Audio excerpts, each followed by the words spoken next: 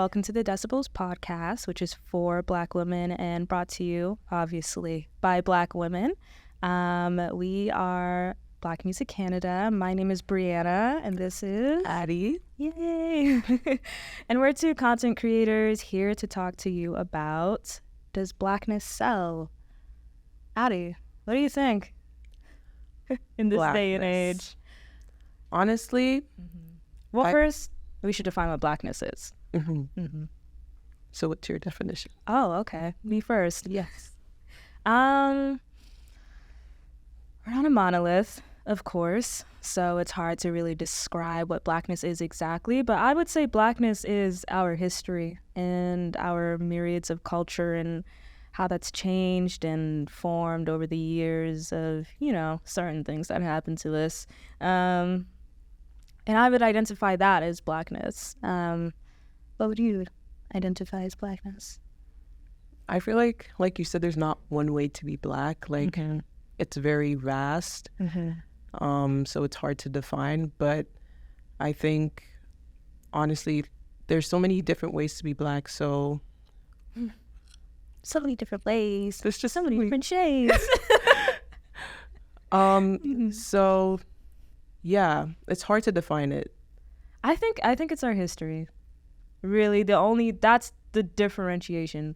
Anytime we talk about, you know, like just racial topics, it's our history that makes us stand out from all the other races all the time. Yeah. It's we have a very rich history. Rich, like a lot. Like it's like full. Do you know what that means? I know. I just think it's so interesting to use the word rich. Oh, okay. Yeah. But yeah. And then there's also Black people everywhere too. So there's obviously there's the Black African culture, which again in Africa there's so many other cultures, and then there's which is at odds with the Black African American culture. Exactly. Y'all hate each other. Okay, I don't know why we're going with that. But yeah, and then we have obviously the colored, who don't identify as Black. Yeah, in South Africa, yeah. In South Africa, but when they leave South Africa, everyone identifies them as Black, so there is that like struggle as well. But yeah, there's a lot of different ways to be Black. Surprise, surprise, right? Anyways, but the media sells Blackness as something else. What do you think? I mean, they definitely just go by stereotypes, kind of like sometimes like the worst parts of our culture, they kind of portray it as. But do you think they started it first, or did we? I think that obviously there are trends, so obviously there's certain stuff that we like to do. No, I meant like taking stereotypes from Black culture and then sort of selling it back to the public. Do you think they started that, or did we? Because when you think about it, like a lot of us grew up watching Tyler Perry movies where Black people were playing those stereotypes up, and it was popular and it was funny. I feel like when we did, like, because obviously when you're making a joke within yourself, within your group, like it's different than somebody else making that joke like outside of the group. So well, what about when Tyler Perry was writing those jokes about Black women? And like, you know, the comparison of how dark-skinned Black women acted in his movies versus light-skinned Black women. How light-skinned Black women were usually the love interest, and then dark-skinned Black women. That's true. I think there's definitely some people where it's like, it's self-hate, like it's self, like we did it to ourselves. But, and then obviously other races took that and ran with it. This is a hard topic to talk about. It is. But I just wanted to point out that, like, even though the media does take a lot of the stereotypes and sells it back to us, we've also played a pretty big part in it. But then there's that, you know, whole argument of, is it really our fault that we had to play to those stereotypes just so we could break into the industry in the first place?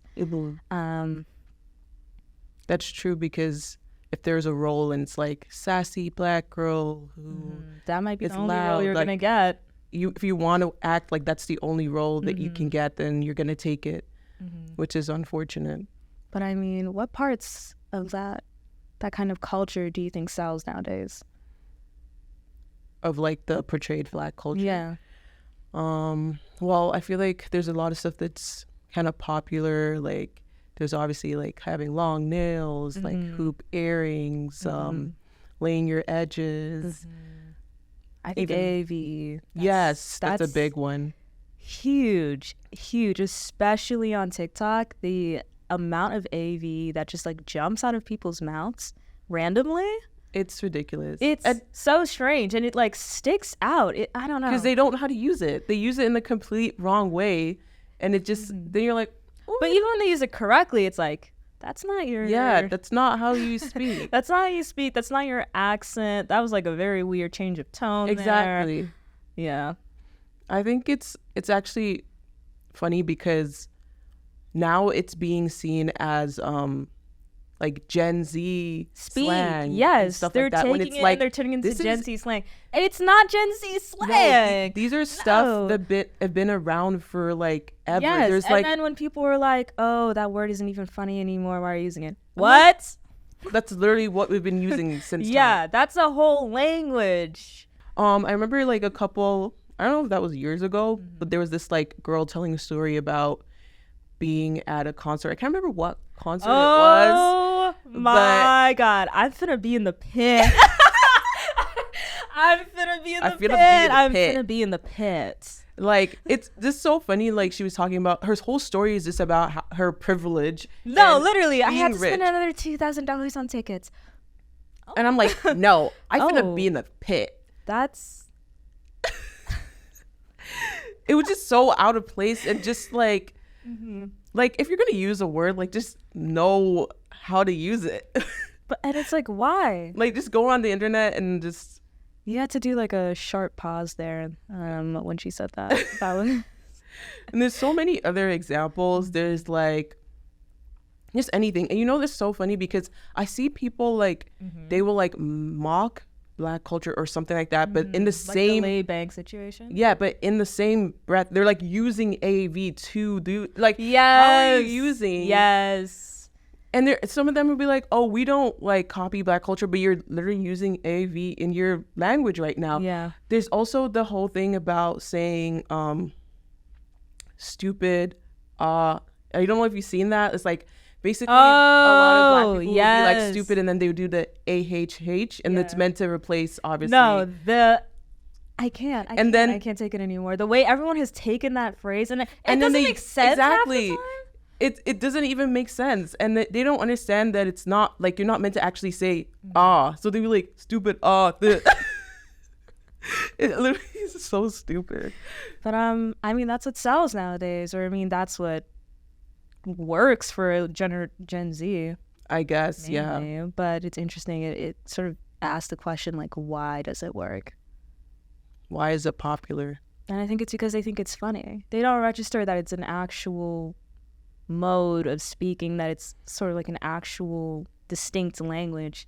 To them it just sounds funny, and it makes me wonder why Black culture is always seen as like something to laugh at, you know? It's seen like, or something to joke about. Yeah, and it's not like respected. Like, it's seen as a trend. Yeah, like the way Lay Banks and her eyelashes. Yeah, so people were upset about that. Yeah.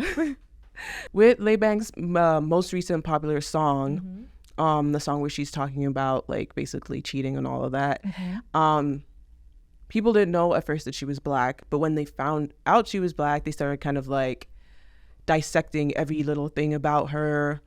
And now people are making fun of her eyelashes because they're kind of, I don't know, they're very full. It's a full set of eyelashes, and people are making fun of it, even though it was Black culture that popularized getting false eyelashes in the first place. Exactly. It's kind of like when people see where like the origins of the trends come from, they're weirdly disgusted by it. Like, they don't like it until it's watered down or whitewashed. Yes, until a white person basically does it, because that same eyelash, like the way that her eyelashes are, that could be popular in a couple of months, and it probably will be. And the same way fake nails, like that used to be like super long, super colorful, super like you attach gems to it and stuff like that, and people thought that was like ratchet and ghetto. But then when people started getting the false nails, they would just make it a little bit shorter and they get like a neutral color and that's it. All of a sudden it's, oh, that's so elegant. That's so classy. Clean, girl. It's clean, girl. Exactly. Do you see what I mean? And the slick back bun.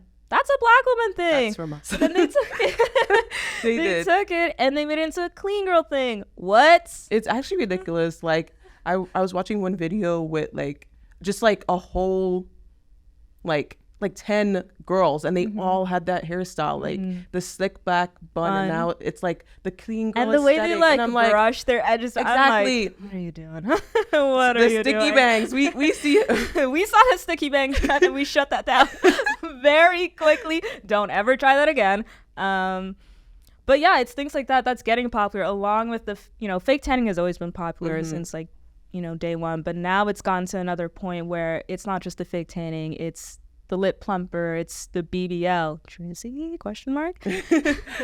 It's things like that where, especially hair extensions.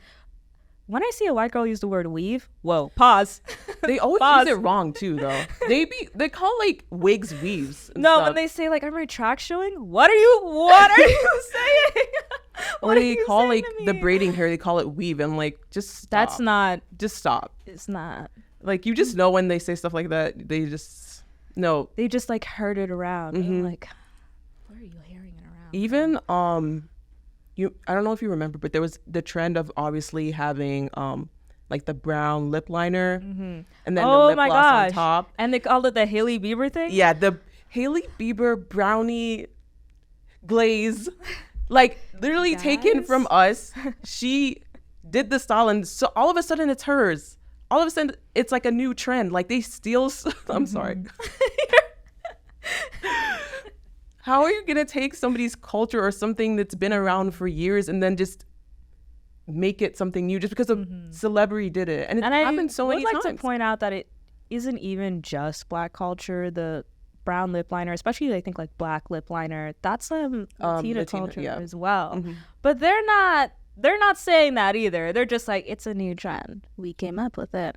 Excuse me. It's ridiculous. But it sells now, and it sells especially in music and especially in, I guess, like culture.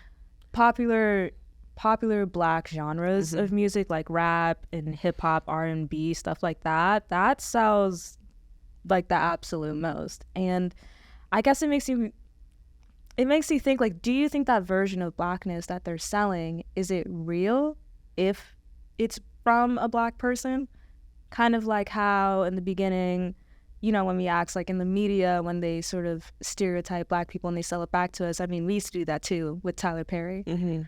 Was that more relatable than when a white person in the media does it? So is the Blackness that's being sold to us by a Black artist, is that more relatable than when a white person does it? Especially in like R&B, rap, and hip hop. I think like it definitely is. I mean, obviously not everyone's going to relate to it either ways, but I think that if it's actually their real selves, like it's not like they're not pretending, then obviously, then I think that it's... Do you think it comes from like an actual authentic place? Or do you think they're told to like... Not for everyone. Definitely not for everyone. They're like, okay, play up your Blackness, basically, to kind of to cater to everyone or whatever. But... Cater to who? I feel like I feel like a lot of people want to like, the reason they want to listen to like all these like female rap artists, like some of the stuff they say, like they don't actually like, like they're like city girls and hot girl summer and all that kind of stuff. Like a lot of people don't actually live those lives, but they just want to feel it like with the music by listening to that music. So do you think they want to play the part of a Black person? Yes, I feel like a lot of artists, they just want to play. They sell that role to them. Exactly, but I don't think in their everyday lives, like all of them are actually like that. Okay. Yeah. They just want people to pretend that they're like, a city girl for just like girl. But then it, makes you wonder, like, a city girl isn't all that. It's not. It's not the best life. It's not the best lifestyle. It's not the safest lifestyle. Exactly. That's why you just want to feel it like with the music, but not like in reality. Do you think that's appropriate to sell that to them? I mean, I feel like, music is art, and there's a lot of different types of music. I don't see anything wrong with that. I mean, we're like, only when people start to really, when it's like a stereotype, when it's fake, when it's like they're trying to make fun of, then obviously that's a no. But do you think there's something wrong with like selling it to white people?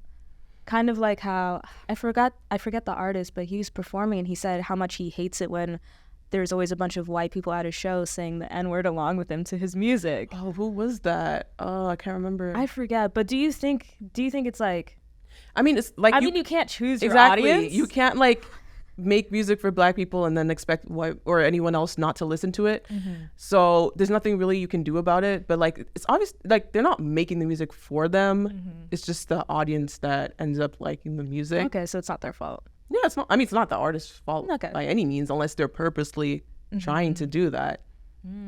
So one more question. Okay, love the questions. Do you think that this is a modern day minstrel show? Honestly, that rap culture, hip hop culture, R&B culture has turned into a modern day minstrel show. In some ways, I would say for sure. For sure. Just because, I mean, okay, both actual Black people now. Yeah. Doing the minstreling. I mean, because they're getting paid. That's why. They're getting that money. So So if you came from like a city girl lifestyle and you knew that you can make money off of selling it to the public, the white public especially, would you do it? Me, no. Really? Yeah, but I wouldn't have come from I'd sell out. I'd sell out. Are you joking? Are you joking? But I feel like a lot of these girls, they don't actually live that lifestyle. Yeah, it's kind of the same. I mean, once you get rich, no, not anymore. Yeah. You don't need to. No, but so it's the same. But do you think they're lying from the jump? Some of them, for sure. Okay. You see, like, it's the same way, like, with rappers who were, like, from the gang life and all that kind of stuff. Exactly. And they've been, like, all this kind of stuff. And they grew up in the hood and all that stuff. And then you find out that they really didn't. Like, they went suburbs. They went to a private school. They did, like, all that kind of stuff. And they just kind of play the part. Their next door neighbor was like Jimmy. They play the part just because they know that it will be popular or that it will get, like, views or, you know, listens. Like, they don't actually live that life. Yeah. It's just, they're just playing a part. It's like acting. They're acting. Why do you think it gets views, music? Though? Like I said, people want to pretend for a few minutes that they're hard and, you know, like they identify with that life when they really don't. Why? I don't know. I feel like people I think for the rap genre, at least, because male blackness is tied to peak masculinity, I do think that's why a lot of white men sort of shift over to it, because they want to look tough the way Black men are assigned hyper masculinity in society. They want to reach for that, and rap is like a gateway, I guess. I agree. I feel like it's the same way. But why did the girls do it? Do you think it's because Black women are assigned hypersexuality? It's the exact same. It's the way men go to rap music to feel hard. Women go to, like, the female rappers who are always talking about city girls to feel like hot. So the way Black women are hypersexualized, they sell it back to us, and the way Black men are hyper masculinized, they sell it back to us. Exactly. Interesting. Let's write a paper on that. Do you think we're coming out of that? That they're shifting away from performing this kind of Blackness to sort of coming out of the box of rap and stuff like that, and you know what I'm saying? I get what you're saying. Okay. The ones that they expect us to be in, basically. Yeah. Do you think we're finally exiting the box of what they expect Black people to be in the music industry? I do think so. There's definitely, like, a lot of Black artists that we see kind of going in different ways. And they're speaking out against it a lot. Like Tyler, the Creator. I think he won Best Rap Album. I don't remember on which one, but I remember him saying, like, this isn't even a rap album.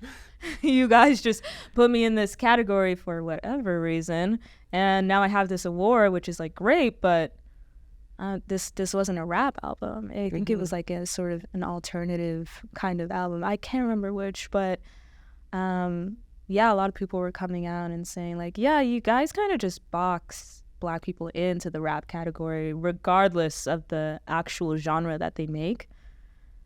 But people are finally stepping out, and I want to ask why. Why now? I feel like people are just kind of like sick of it, and people are kind of open into being themselves. I remember like kind of like back in the day, if you weren't like you know how the stereotypes of how to be black and all that kind of stuff. If you didn't fit that, you were made fun of, you were left out, you were called names, all that kind of stuff. The alternative. Exactly. Black. Yeah. So I feel like now we're finding kind of like embracing all types of ways to be black. So people are more comfortable and artists are more comfortable stepping out and embracing the kind of music that they like. Do you think it's getting old? What do you mean? Getting old? Like what we used to do and adhere to, like staying in that box. Do you think it's just getting old? I mean, I think it is, honestly, because like if you look at a lot of female rap artists right now, like they all literally rap about the same things over and over again, and it's like you kind of just want something new. Do you think so? I feel like, or do you think the mainstream ones? No, but I feel there's definitely ones that aren't all Which on ones? That. Like, which ones do you think are very not branching out, like our stereotypes? Okay, well, we've got Ice Spice. Ooh. We've got Megan Thee Stallion, which I was hoping at some point she'd branch out, but she still hasn't. Okay. We've got Cardi B. We've got Nicki Minaj. We've got... I mean, Nicki Minaj has been around from time, though. But she's still been rapping about the same type of things. Anaconda. That's still the kind of stuff people are rapping about. Okay. Back then, people were like, whoa, but now that's just normal. You think it's old? Yes. There's Saweetie. Like, I also expected her to... Because her like... When she started, like some of her music was really good. I expected more, basically. But when she got more popular, you think she purposefully went started into the box, sell that blackness? Exactly. Okay. Who else? There's tons. So there's tons. But now we have more branching out. Yes. Kind of like Pink Panther is. Yes. Yeah, she has like her whole like bedroom pop, like garage. Beyonce's Cowboy Carter. That was huge. That was huge. Stepping out. It was great. It was a great album. That even came after her electronic album. Oh yeah, that is true. Which was also, even though Black people made all of these genres, it's kind of like we're sort of returning back to them and sort of, reclaiming, guys? Kind of reclaiming these genres again. Willow Smith. Yes. That new album, did you listen to it? I listened to some of it. I like it. Her music is so good. I feel like ever since she was young, all her songs have been so good. And she's like she's one Black artist who always kind of like steps out of... she's always branched out. Yeah, and she was encouraged a lot by her family, especially, which is great. Which is great because usually we don't see that in the Black community, but that's another conversation for another time. And of course, Jules is dead. I love their music. I truly, truly love their music, especially the song Spells and Power Thoughts. Their song, I love it. It's so, it gives like early 2000s Disney Channel movie intro, and that's why I love it. So if that's what you were intending, thank you. Thank you. And yeah, do we have a video for that? We do. Okay, let's listen to it.